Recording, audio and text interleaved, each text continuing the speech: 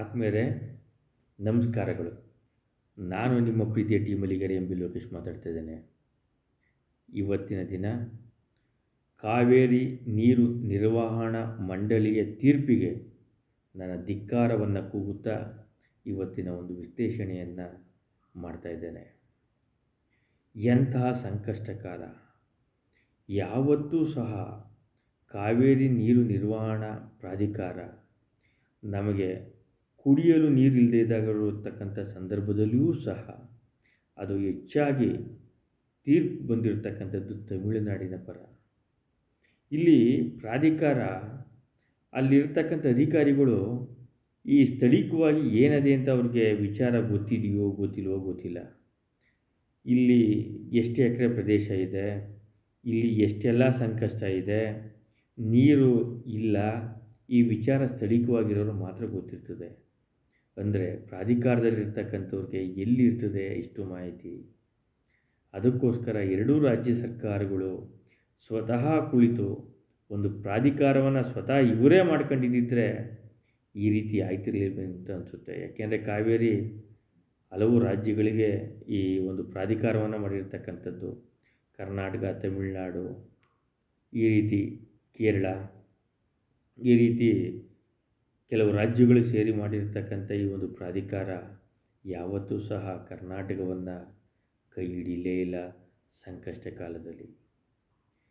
ಇಲ್ಲಿ ರಾಜಕಾರಣವಾಗಿ ಇಲ್ಲಿ ನೋಡೋದೇ ಆದರೆ ಇಲ್ಲಿ ಎರಡು ಪರಿಯನ್ನು ನಾವು ನೋಡ್ಬೋದು. ಒಂದು, ಆಡಳಿತ ಪಕ್ಷದವರು, ಅವರು ನೀರು ಬಿಟ್ಟಾಗ ವಿರೋಧ ಪಕ್ಷದವರು, ಇದೇ ವಿರೋಧ ಪಕ್ಷದವರು ಆಡಳಿತ ಪಕ್ಷದಲ್ಲಿದ್ದಾಗ ಇವರು ನೀರು ಬಿಟ್ಟಾಗ ಇವ್ರು ನೀರು ಬಿಟ್ರು ಅಂತ.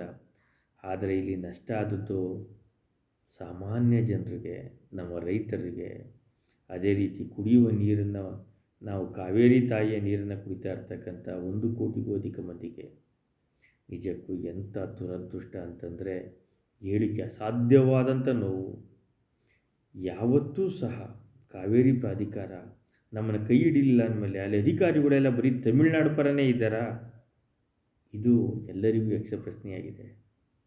ಏನಾದರೂ ತುಂಬ ಬರ ಬಂತು ಒಂದು ಸಂದರ್ಭದಲ್ಲಿ ಕರ್ನಾಟಕದ ಪರ ತೀರ್ಪೇ ಬರಲಿಲ್ಲ. ನಿಜವಾಗ್ಲೂ ಕನ್ನಡಿಗರು ಎಷ್ಟು ನೋವನ್ನು ಅನುಭವಿಸ್ಬೇಕಲ್ವ ಈ ತೀರ್ಪಿನಿಂದ. ನಮ್ಮ ರಾಜ ಮಹಾರಾಜರುಗಳು, ಮಹಾರಾಣಿಯರು ತಮ್ಮ ಮನೆಯಲ್ಲಿರ್ತಕ್ಕಂಥ ಮಹಾರಾಣಿಯರ ಒಡವೆಗಳನ್ನು ಮಾರಾಟ ಮಾಡಿ, ರಾಜ್ಯದ ಒಡವೆಗಳನ್ನು ಮಾರಾಟ ಮಾಡಿ ಒಂದು ಸಾಮ್ರಾಜ್ಯವನ್ನು ನಡೆಸಿದಂಥ ನಮ್ಮ ನಾಲ್ವಡಿ ಕೃಷ್ಣರಾಜ ಒಡೆಯರು ಕಟ್ಟಿಸಿದಂಥ ಈ KRS, ನಮ್ಮ ಮೈಸೂರಿನ ಒಡೆಯರು ಕಟ್ಟಿಸಿದಂಥ ಈ ಕನ್ನಂಬಾಡಿ ಕಟ್ಟೆ ನಿಜವಾಗ್ಲೂ ಕೋಟ್ಯಾಂತರ ಜನಕ್ಕೆ ಜೀವ ನಾಡಿಯಾಗಿದೆ. ಆದರೆ ದುರದೃಷ್ಟವಶಾತ್ ನಮ್ಮ ಮಹಾರಾಜರು ಕಟ್ಟಿಸಿರ್ತಕ್ಕಂಥ ಈ ಡ್ಯಾಮನ್ನು ಸರ್ಕಾರದ ಒಂದು ಹತೋಟಿಗೆ ಹೋಯಿತು ಅಂದಾಗ ಅತ್ಯಂತ ನೋವಿನ ವಿಚಾರ. ಅದು ನಮ್ಮ ರಾಜ್ಯ ಸರ್ಕಾರಕ್ಕಲ್ಲ, ಕೇಂದ್ರ ಸರ್ಕಾರದ ಸುಪರ್ದಿಗೆ ಹೋದದ್ದು. ಇದು ನಿಜಕ್ಕೂ ಅತ್ಯಂತ ನೋವಿನ ವಿಚಾರ ಅಂತ ಹೇಳ್ಬೋದು. ಒಂದು ವೇಳೆ ತಮಿಳುನಾಡಿನಿಂದ ಕರ್ನಾಟಕ ರಾಜ್ಯ ಏನಾರ KRS ಡ್ಯಾಮ್ನಿಂದ ನೀರನ್ನು ತಗೊಳ್ಬೇಕು ಅಂದಿದ್ರೆ ಒಂದೇ ಒಂದು ತೊಟ್ಟು ನೀರು ಬರ್ತಿರ್ಲಿಲ್ವೇನೋ ಅಂತ ಅನಿಸುತ್ತೆ. ಅಂದರೆ ಪ್ರಾಧಿಕಾರದ ತೀರ್ಪಿನ ಮುಖಾಂತರ. ಯಾವಾಗಲೂ ಬರೀ ಪ್ರಾಧಿಕಾರ ಬರೀ ತಮಿಳುನಾಡು ಪರನೇ ಇದೆಯಾ? ಇದನ್ನು ರಾಜಕಾರಣಿಗಳು ಮೊದಲು ನಿಮ್ಮ ಒಂದು ಅದಲು ಬದಲು ಬೊಂಬೆ ಆಟವನ್ನು ಬಿಟ್ಟು ಮೊದಲು ಈ ಪ್ರಾಧಿಕಾರನೇ ಬೇಡ ಅಂತ ಮೊದಲು ನೀವು ನ್ಯಾಯಾಲಯದ ಮೊರೆ ಹೋಗಿ ಮೊದಲು ಇದನ್ನು ಕ್ಯಾನ್ಸಲೇಷನ್ ಮಾಡಿಸಿ. ಅದು ನಮ್ಮ ಕಟ್ಟೆ, ನಮ್ಮ ರಾಜ ಮಹಾರಾಜರು ಕಟ್ಟಿಸಿರ್ತಕ್ಕಂಥ ಕಟ್ಟೆ ಅಂತ ಹೋರಾಟ ಮಾಡಿ ಫಸ್ಟು. ಆಮೇಲೆ ರೈತರ ಪರ ಸುಮ್ಮನೆ ನೀವು ಹೇಳಿಕೆನ ಸುಮ್ಮನೆ ಕೊಟ್ಟರೆ ಆಗಲ್ತು. ನಿಜವಾಗೂ ನಮ್ಮ ರೈತ ಪರ ಹೋರಾಟಗಾರರು, ನಮ್ಮ ಕನ್ನಡ ಪರ ಸಂಘಟನೆಗಳು, ಎಲ್ಲ ಸಂಘಟನೆಗಳು, ನಮ್ಮ ರಾಜ್ಯದ ಎಲ್ಲ ಸಂಘಟನೆಗಳು, ದಲಿತ ಸಂಘಟನೆಗಳು ಕಾವೇರಿ ನದಿ ನೀರಿನ ವಿಚಾರವಾಗಿ ಹೋರಾಟವನ್ನು ಮಾಡ್ತಾ ಇರೋದು ನೋಡಿದ್ರೆ, ಏನಾರ ನಮ್ಮ ಸಂಘಟನೆಗಳು ಇಲ್ಲ ಅಂದರೆ ಈ ರಾಜಕೀಯ ಒಂದು ಕಪಿಮುಷ್ಟಿಯಿಂದ ನಮ್ಮ ರಾಜ್ಯ ಇನ್ನೂ ಸಹ ಹಲವಾರು ನೋವನ್ನು ಅನುಭವಿಸ್ಬೇಕಾಗಿತ್ತು.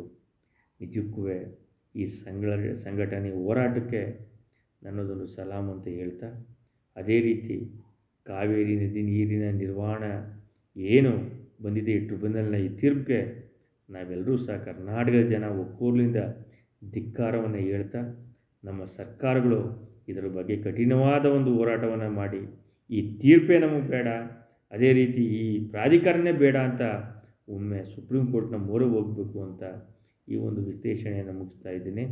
ಜೈ ಹಿಂದ್, ಜೈ ಕರ್ನಾಟಕ ಮಾತೆ, ನಮಸ್ಕಾರಗಳು. ನಾನು ನಿಮ್ಮ ಪ್ರೀತಿಯ T Malligere M B Lokesh.